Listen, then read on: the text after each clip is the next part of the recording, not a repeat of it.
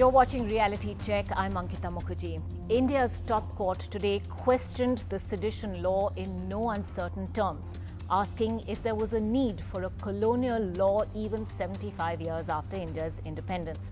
A three-judge bench headed by the Chief Justice of India said the law was used by the British against Mahatma Gandhi and Bal Gangadhar Tilak to suppress the freedom movement, and that it was still being abused and was a serious threat to individuals and institutions.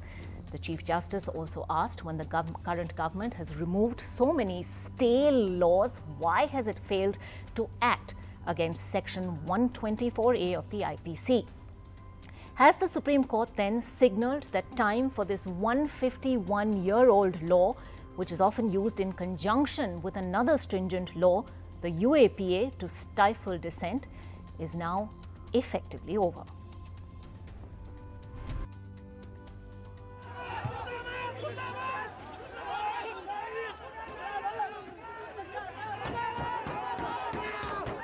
"100 farmers booked for sedition for allegedly attacking the car of the Haryana Deputy Speaker.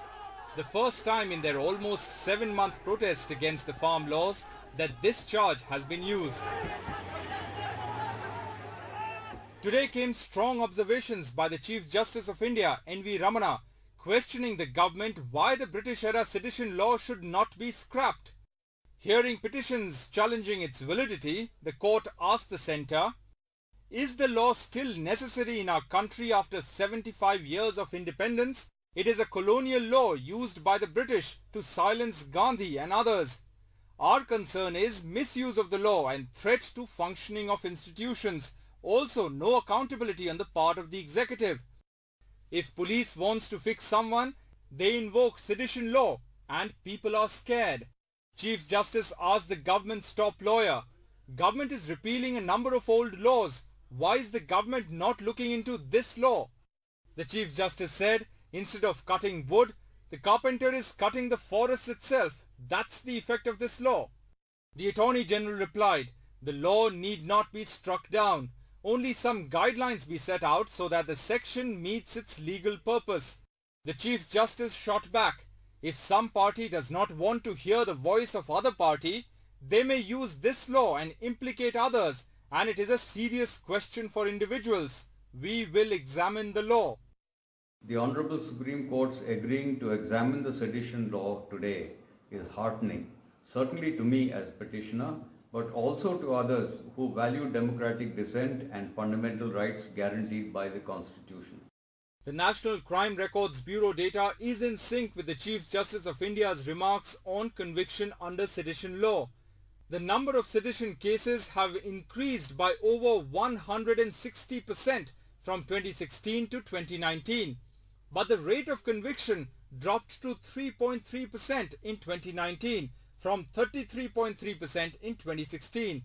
Among those recently charged with sedition include filmmakers, a student activist, MP Shashi Tharoor, journalist Rajdeep Sardesai, Mrinal Pandey, Vinod Dua, and Siddique Kappan, who's been in UP jail for over 9 months with no bail or trial in sight. നിയമത്തിലല്ല തെറ്റ്, നിരപരാധികളായ മനുഷ്യരുടെ മേൽ ജയിലിൽ തളക്കാൻ വേണ്ടിയിട്ട് ഇങ്ങനെയുള്ള നിയമങ്ങൾ ദുരുപയോഗം ചെയ്യപ്പെടുന്നതാണ് പ്രശ്നം.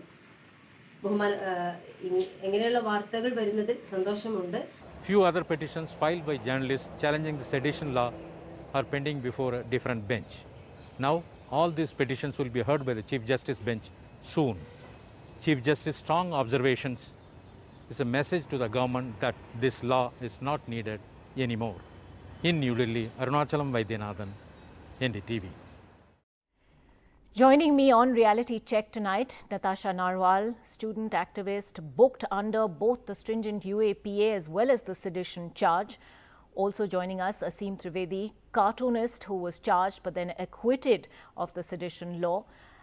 Ashwini Dubey, advocate of the Supreme Court, is with us. Lyubhyati Rangarajan, lawyer and researcher who collaborated with Article 14, a digital media organization that talked about how these sedition cases had gone up alarmingly, is also with us, and we'll refer to the numbers as we go ahead. Sanjay Kapoor, General Secretary of the Editors Guild, which has also filed a plea against the sedition law, which in fact the Chief Justice referred to today, even though his observations were primarily on Major General retired Bombardkere's plea, is also with us on the show tonight. But let me begin first with the two people on the show who've had a personal brush with the sedition law, Natasha Narwal and Aseem Trivedi. Natasha, the High Court, when it granted you bail on the 15th of June, observed that in an anxiety to suppress dissent, the state had blurred the line between the right to protest and terrorist activity. And if such a mindset gains traction, it would be a sad day for democracy. But today, when you hear the Supreme Court saying that it's going to examine this 151-year-old sedition law that has been used against you and so many others, including students, journalists, politicians across the board, but not just by the center, but by state governments as well, what are your thoughts? I think I would like to welcome the observations made by the CJI and on this law as well, as basically, like, I think it's very, very important that these conversations are happening now, and how, like, in this country, these laws, these special laws are being used to stifle dissent and the voices of dissent, which are very, very important for a healthy democracy. So I think I really welcome this observations made by this Supreme Court bench, and I hope that it takes the conversation and arguments forward in the interest of liberty and justice and democracy in this country. Aseem Trivedi, your thoughts. In 2015, the Bombay High Court had ruled that strong criticism of the government had to be outside the scope of sedition.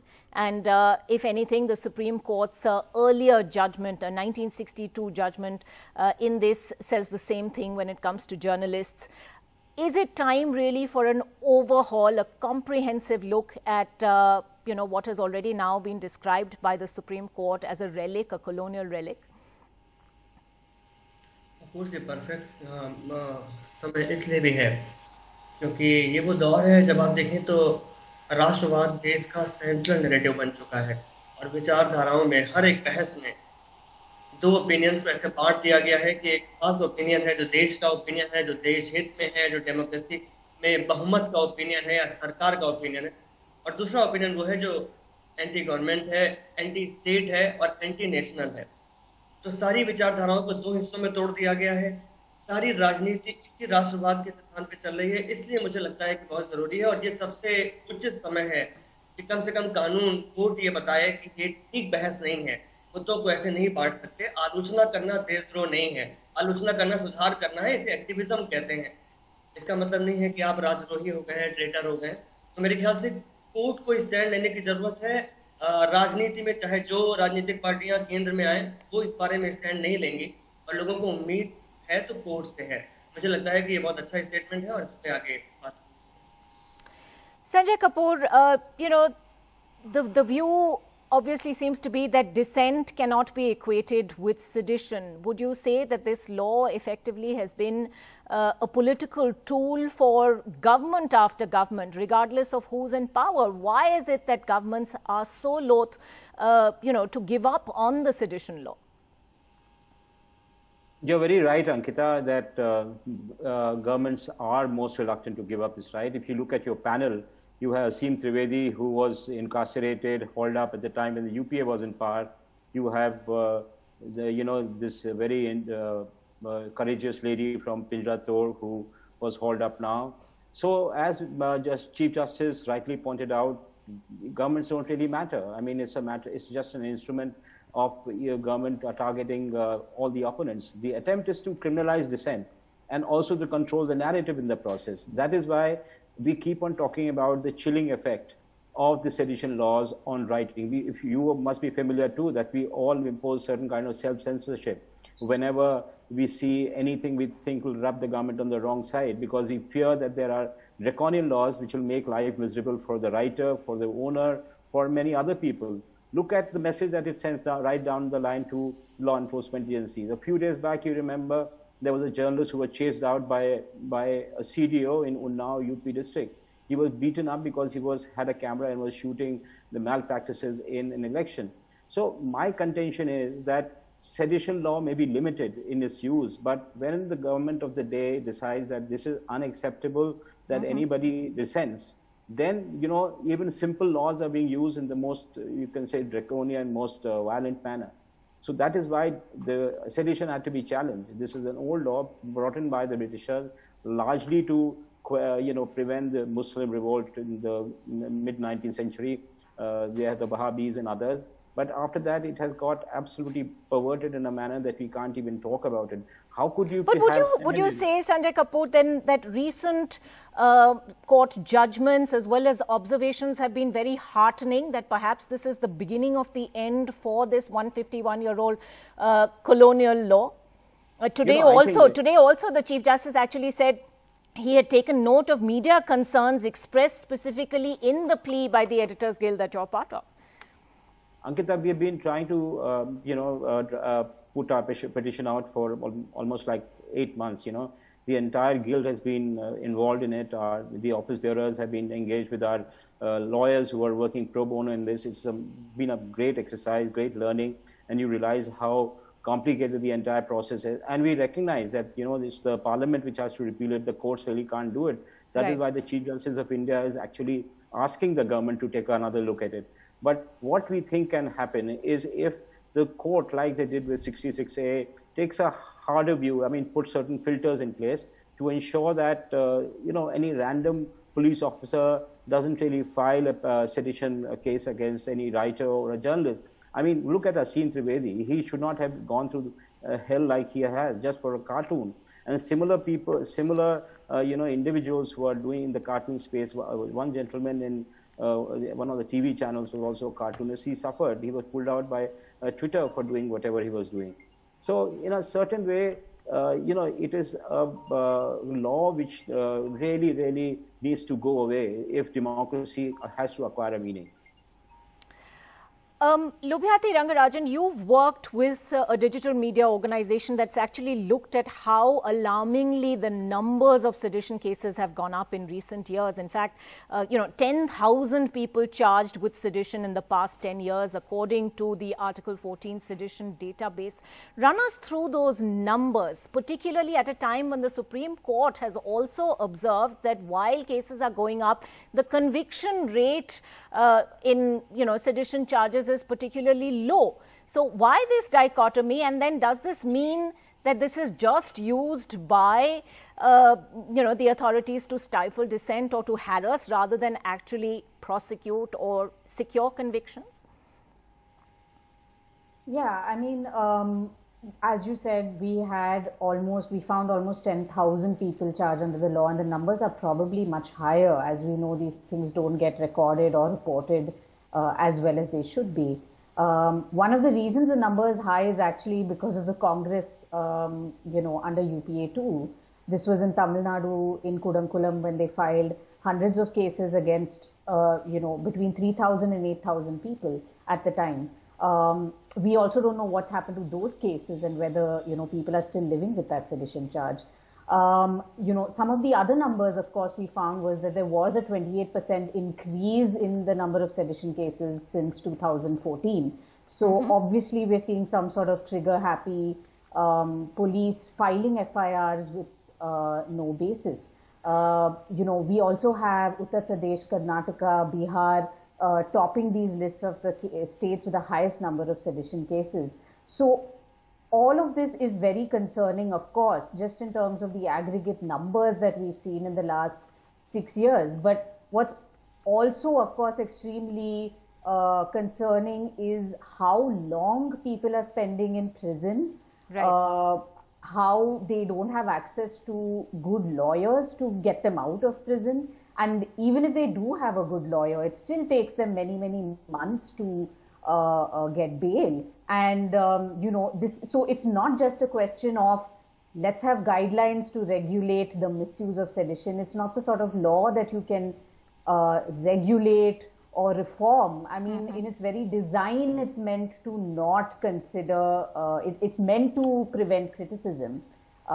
Even though 124A, the section as it's written in the Indian Penal Code, already says criticism is not sedition. So these constant observations by the courts is also, disconcerting to me, because the law is very clear.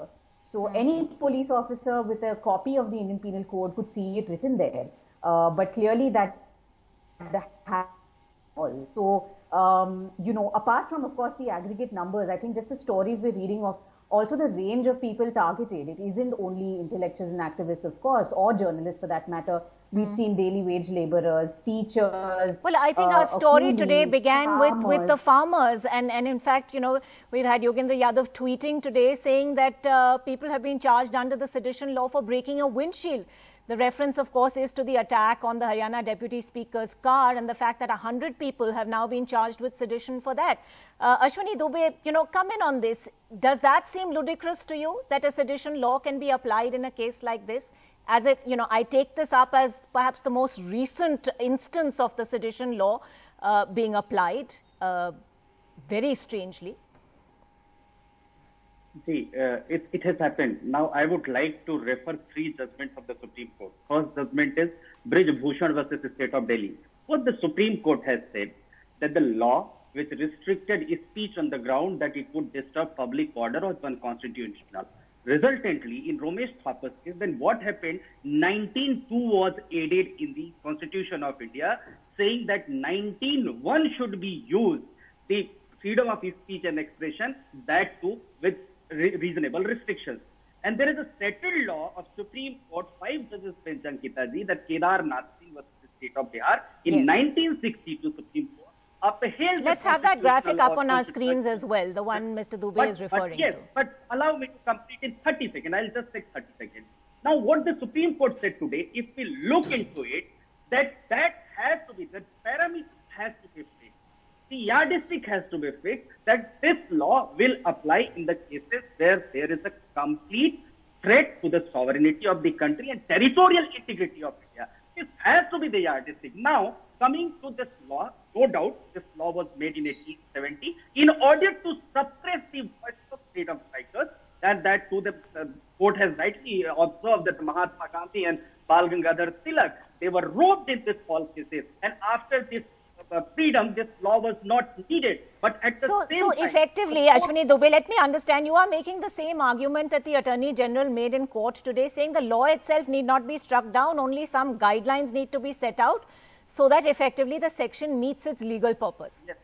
Okay. Ankita ji, it is a great visionary.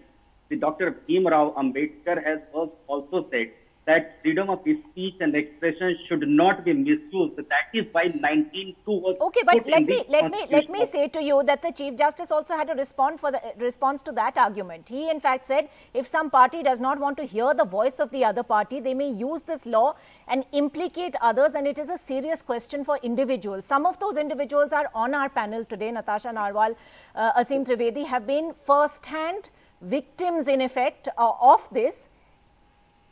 We will examine the law. Natasha's case, with all due respect, Natasha's case is still pending trial. So in our law, in criminal law, there are 3 stages. One stage is the suspect stage, second is the accused, and third is the convict. It is the case where court found that the substantial period under the UAPA has been gone, and the UAPA which was applied on Natasha was not applicable. The Delhi High Court said that judgment is, we all welcome. She was also charged under the sedition law. But she was also charged under the sedition law. Yes. With respect, I am just trying to, allow me to complete. Here the question is that when Mr. Raju, the member of parliament, along with 2 other journalists, were implicated with this seditious charge for airing his views, despite that his views was not contrary, was not violating to Article 92, this kind of application of sedition law must go. But the time has come where somebody violates the law of the country and sovereignty of the country and acts against the sovereignty of the country. Where has this violation happened?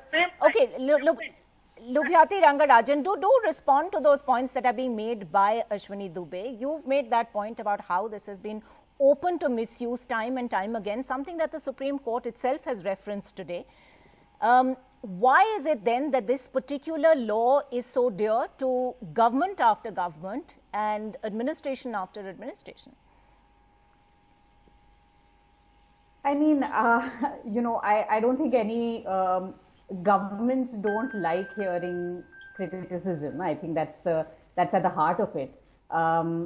But of course, in a democracy, we assume that you wouldn't mind hearing something you don't like to hear, and to be able to treat that with a certain respect and deference, and not use the violence of the law against that kind of criticism. So it's not surprising why sedition law is being used now.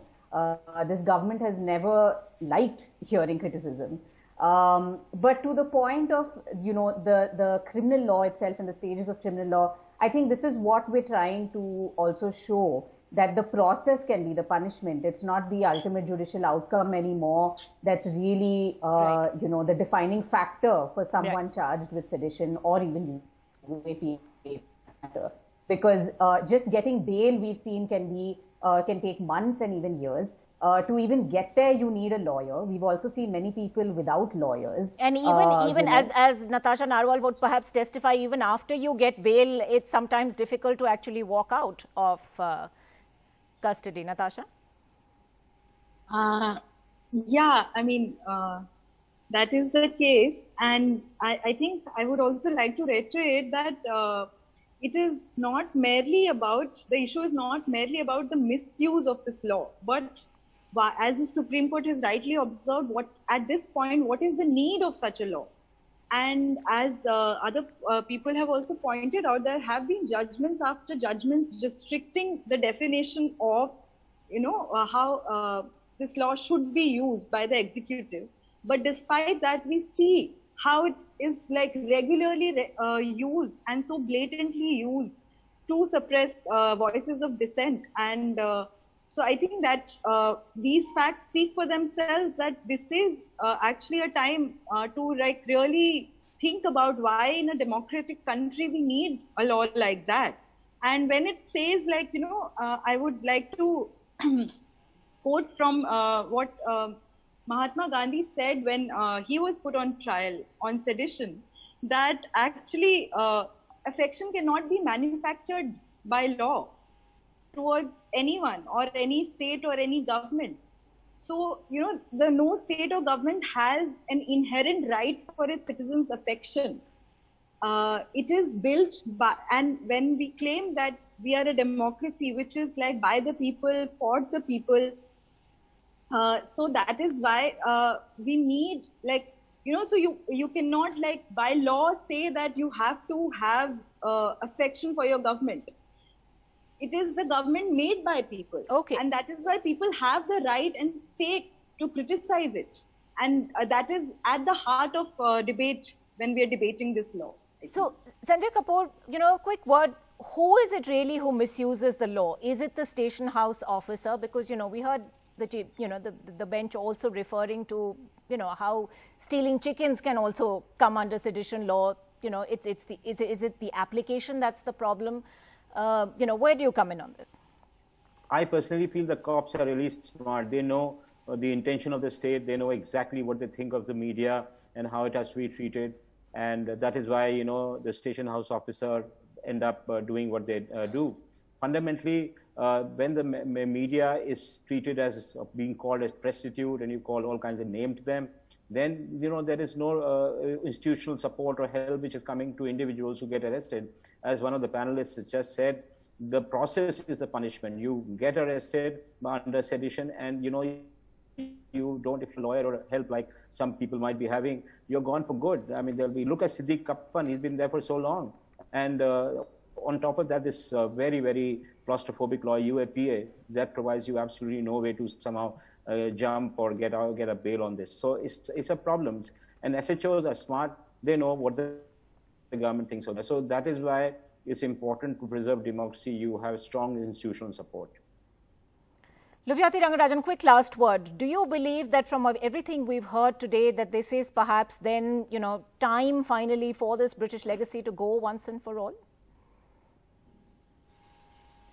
Yeah, it was time yesterday, I suppose.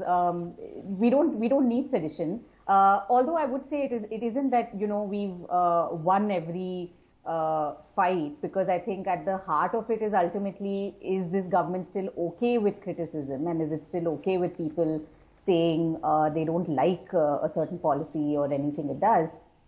And unfortunately, we have other laws that still restrict those sorts of expressions as well. So, but yes, I mean, not having sedition would certainly be a step in the right direction.